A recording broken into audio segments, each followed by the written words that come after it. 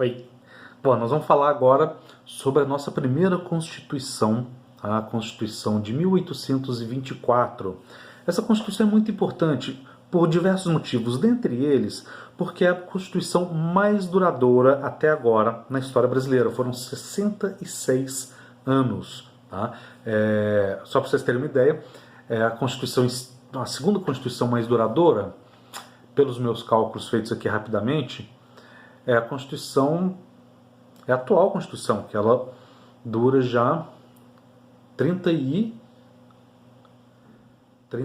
anos. Pois é. Não. A Constituição República, a primeira Constituição da República, ela durou um pouquinho mais. Ela é de 1891. Se ela é de 1891, ela foi substituída em 1932, mas ela foi suspensa em 1930. Então, ela dura 39 anos. A atual Constituição é a terceira mais duradoura.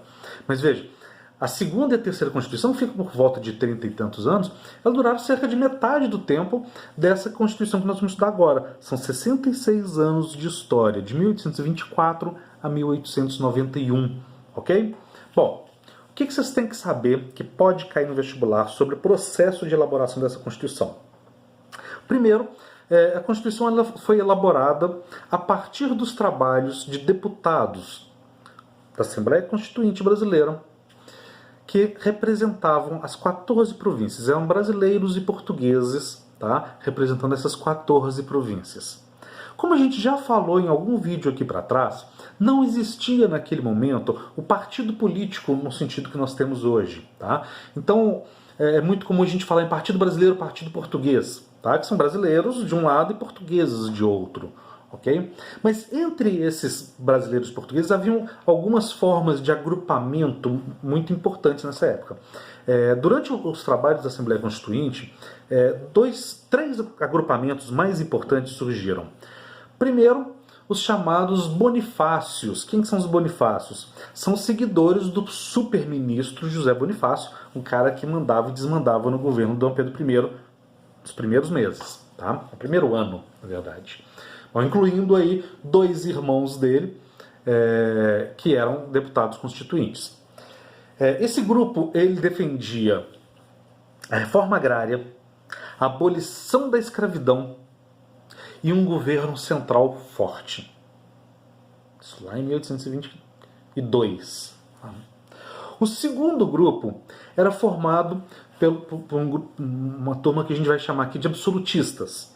Os absolutistas eles eram em sua maioria portugueses, mas nem todos, tá? Mas em sua maioria eram do Partido Português, e eles defendiam o governo central forte, assim como os Bonifácios, mas eram contra a abolição da escravidão e eram contra qualquer tipo de reforma agrária.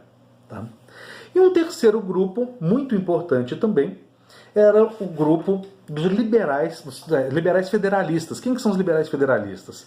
Eles são os caras que representam a economia agroexportadora brasileira e eles são a favor de um governo descentralizado, então nesse sentido eles são contra os Bonifácios e contra os absolutistas, mas eles são também contra a reforma agrária e a abolição da escravidão.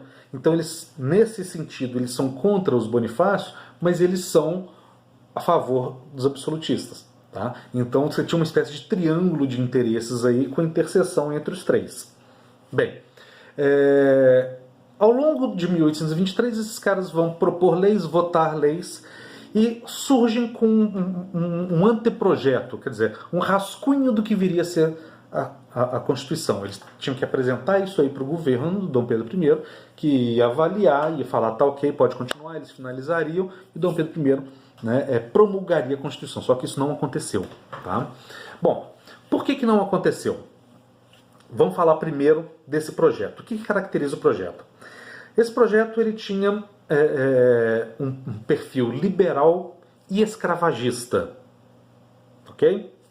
Ele definia eleições indiretas e censitárias e estabelecia que nenhum português podia ser reeleito nas eleições futuras. Isso foi um problema. Tá? Isso foi um problema porque, vamos lembrar que o próprio imperador é português. Tá? E ele vai ficar profundamente incomodado com uma lei que, na visão dele, criava um sentimento de xenofobia dos brasileiros contra os portugueses. E isso poderia, inclusive, respingar na própria autoridade de Dom Pedro I. Mas os problemas maiores viriam um pouco mais para frente. Por exemplo, quando esse anteprojeto ele colocava as Forças Armadas brasileiras sob o controle do parlamento e não do imperador. Então, tirar esse poder do chefe de Estado foi um problema gravíssimo, que Dom Pedro I ficou assim, super preocupado. Tá? Uma outra característica dessa Constituição, na verdade desse projeto de Constituição, é a forma como é definida o sistema eleitoral. E por causa dessa forma, a Constituição ela ganha um apelido, Constituição da Mandioca.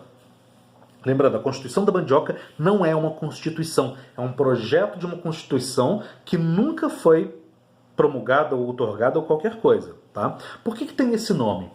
Porque eu falei que a eleição é censitária. Isso significa que para você sair candidato, você tem que comprovar uma determinada renda.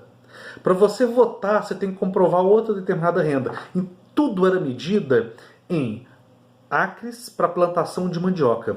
Quanto de mandioca você consegue produzir no seu terreno?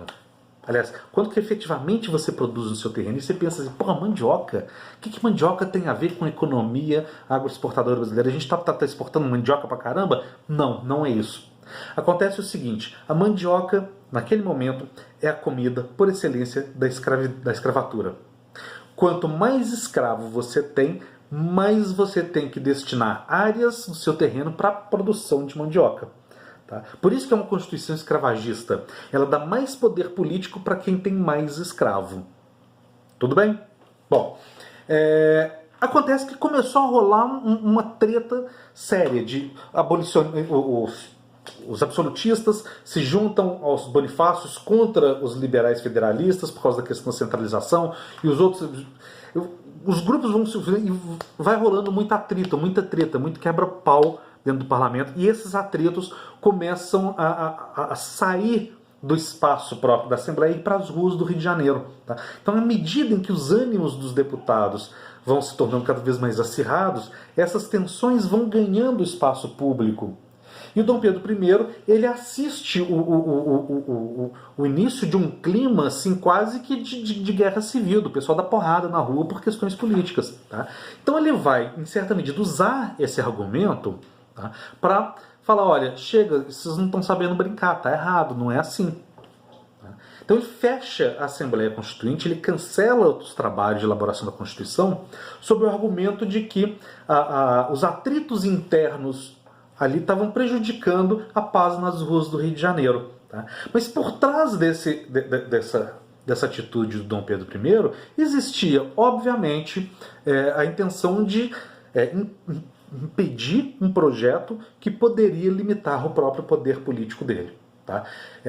O momento em que ele fecha a Assembleia, ele não só fecha a Assembleia, mas ele manda prender vários dos líderes dos chamados bonifácios, também vários liberais federalistas, mas principalmente os Bonifácios chamam a atenção, porque o José Bonifácio era o homem forte dele.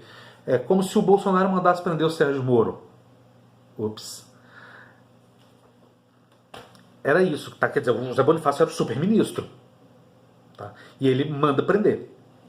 Então esse episódio da prisão dos Bonifácios fica conhecido como Noite da Agonia.